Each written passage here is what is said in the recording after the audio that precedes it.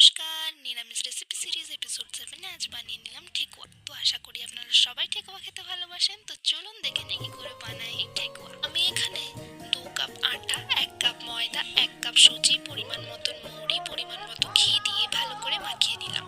তারপর গুড়টাকে গ্রেট করে দিয়ে দিলাম। তারপর কুচি করে রাখা নারকেল, বাদাম, কিশমিশ দিয়ে ভালো করে মাখিয়ে নিলাম। তারপর চিনি দিয়ে আবার ভালো করে মাখিয়ে নিলাম। কিছুক্ষণ পর পরিমাণ মতন জল দিয়ে আবার ভালো করে ব্যাটারটা মাখিয়ে নিলাম। ব্যাটারটাতে যখন একটা চিটচিটে ভাব চলে আসবে তখন আমরা ঠেকুয়াগুলো বানাতে শুরু করে দেবো। আমি এখানে প্রথমে গোল গোল আকার দিয়ে দিলাম। আমার কাছে যেহেতু ছাঁচ নেই তাই আমি চামচে করেই ডিজাইনগুলো করে নিলাম। তারপর কড়াইয়ে তেল দিয়ে তেল গরম হয়ে গেলে আমরা ঠেকুয়াগুলো ওতে দিয়ে দেবো। যখনই দেখবেন গোল্ডেন ব্রাউন ফ্রাই হয়ে যাচ্ছে তখনই ঠেকুয়াগুলো আমরা নামিয়ে নেব।